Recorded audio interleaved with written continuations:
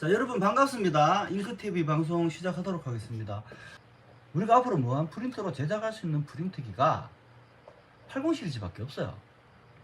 지금 실제로 HP에서 지금 정상적으로 우리가 수입을 할 수 있고 정상적으로 뿌릴 수 있는 기계들을 기준으로 한다면은 80 시리즈밖에 없어요. 이제는 몇 개 문제가 발생되는 게 제가 직접 경험을 했습니다. 그래서 제가 지금은 개선을 해가지고 또 필드에 내보내가지고 테스트 과정을 거치고 있어요. 그래서 최종의 마지막 방식에 대해서 안정적인 것을 지금 경험을 하면서 지금도 하고 있습니다. 예전에 진짜 많이 했죠. 근데 그때와 또 달라요. 왜 다르냐면요, 헤드에 우리가 숨구멍을 막아야 되는 작업을 해줘야 되고, 헤드의 구조물 속에 본딩 처리를 하게 되면 어느 정도 변형이 옵니다. 그 작은 변화가 이게 결과물이 필드에서 도는 그 기간적인 내구성의 차이가 많이 나더라고요. 그래서 이게 헤드를 진짜 어떻게 직접 건드려서 해결될 일이 아니라 외부적으로 뭔가를 공급기를 개발한다든가 전용 공급기를 만든다든가 여기 최저가되어 있는 잉크를 찾아내 가지고 뭔가를 해결을 해야 되지, 헤드를 계속 찝찝거리가 될 일이 아니더라고. 헤드는 그냥 숨구멍을 딱 어떻게 막을 것인가로 그냥 결론을 내려버리고 여기에 맞춰서 주변을 맞춰야 되겠다라는 제가 결론에 도달한 거예요. 그래서 지금 열심히 테스트를 하고 있고 지금 결과가 좀 좋게 나왔습니다. 하지만 아직까지는 말씀을 드리지는 않을게요. 제가 더 최소한 6개월에서 1년 정도는 필드 더 돌려보고 이 정도면 됐다 싶을 때 제가 그때 말씀드릴 거예요. 그럼 그때 80 시리즈 하시면 됩니다. 그래서 이 기계가 오늘 장착해 있는 기계 여기 있어요. 요거를 제가 출력되는 거를 한번 보여봐 드릴게요. 그리고 간단하게 설명만 드리겠습니다. 이 헤드와 카트리지에 하는 거는 변한 게 없어요. 똑같아요. 여기서 변한 거는 잉크와 공급 장치입니다. 이 두 개만 변했어요. 왜 이 공급 장치의 방식으로 했고 이렇게 했을 때 왜 이런 문제의 원인들이 해결이 되었다라고 제가 추측을 하는지, 그런 걸 여러분들한테 제가 간단하게 설명을 드릴게요. 색빠짐 증상이 나는데 색빠짐 증상으로 들어온 기계는 다 그렇다는 소리가 아닙니다. 몇 대가 그 증상이 있었는데 그 수리가 들어왔는데 현장에서 도저히 안 돼. 갖고 들어와. 그래서 내가 이걸 딱 겪어봤는데 노란색과 마젠타 주특기 두 개 색깔에만 문제가 생겨요. 첫 번째 의심을 했던 게 저는 잉크였습니다. 잉크를 의심했습니다. 안정적으로 돌아가는 잉크를 찾아내가지고 그 잉크에서 조금 부족한 부분을 그 잉크 제조사에다 얘기를 해서 수정을 좀 해달라고 요청하고 해가지고 계속 거쳐가지고 테스트를 하고 있는 거예요. 자, 그리고 두 번째, 그 다음에 문제를 이게 매수에 비례해서 문제가 생기는 게 아니더라고요. 기간에 비례하더라고요. 거의 3개월 차 정도 되면은 이 증상이 나는데 나는 집에만 나.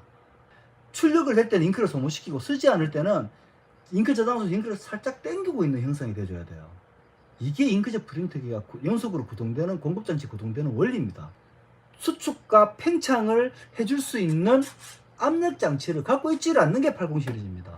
그런데 9010은 어떻습니까? 전품 카트리지 속에 불에가 들어있죠. 수축과 팽창을 잡아줄 수 있는 노즐의 압력을 잡아줄 수 있는 이중의 역할을 해주는 그 안에 그 불의 팩이 들어있다는 거예요. 유블랙 공급장치가 이 팩을 갖고 있어요. 팩을 거쳐서 가도록 되어 있습니다. 이걸 왜 그렇게 해놨느냐, 네, 보여드릴게요. 이 압력 밸브에서 바로 헤드와 카트리지로 가는 게 아니라 이 압력 밸브가 이 팩을 거쳐서 가요. 이 팩을. 자, 여러분 보세요.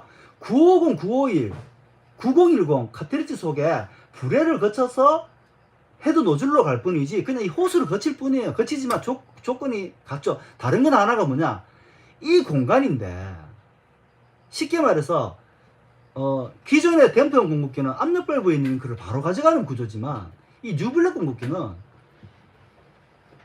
이 팩에 있는 잉크를 먼저 헤드가 소진을 시키고 이 팩을 얘가 여기다 채우는 방식이에요. 여기 있는 잉크를 먼저 쓰고 난 다음에 얘를 여기를 채운단 말이에요. 그리고 쓰지 않을 때는 잉크가 뒤로 백을 하는데 이 노즐이 여기다 칠게요. 여기 있는 노즐이 출력을 하고 쓰지 않을 때는 살짝 뒤로 밀리는 현상이지만 계속 밀려나는 게 아니라 얘도 밀려나고 여기 있는 이 밸브에 있는 잉크도 이 팩으로 이동을 한단 말입니다. 일로 오는 것과 카트리지에서 오는 잉크가 중간에서 만나게 되면은 여기 헤드에 있는 잉크는 더 이상 밀려나질 않아요. 딱 잡아줄 만큼만 가고 결국은 중간 안정성에서 만난다는 겁니다. 그 브레의 역할을 어느 정도 이 팩이 한다는 거예요. 그래서 제가 얘를 댐퍼의 높이를 헤드의 높이에 맞추고 이거를 그 카트리지의 압력에 맞게끔 이 높이를 그냥 80 시리즈 높이 아예 압력을 맞춰버린 겁니다. 자, 요거를 내가 출력될 때마다 가까이서 보여드릴게요. 이게 색지 프리미지로 뽑았을 때 조금만 이상하게 나와도 이게 인쇄 품질이 정상적으로 안 나옵니다. 자, 보세요. 깨끗하게 이렇게 나오죠. 보세요. 거든요. 실제로 걸린 시간이 10분이 안 걸렸어요. 테스트까지 다 완료하고 포장까지 뜨는데 10분밖에 안 걸렸습니다. 쉽게 말해서 반제작된 80 시리즈는요, 공업기 다는 게 그만큼 쉽습니다. 그 10분밖에 안 걸렸어요.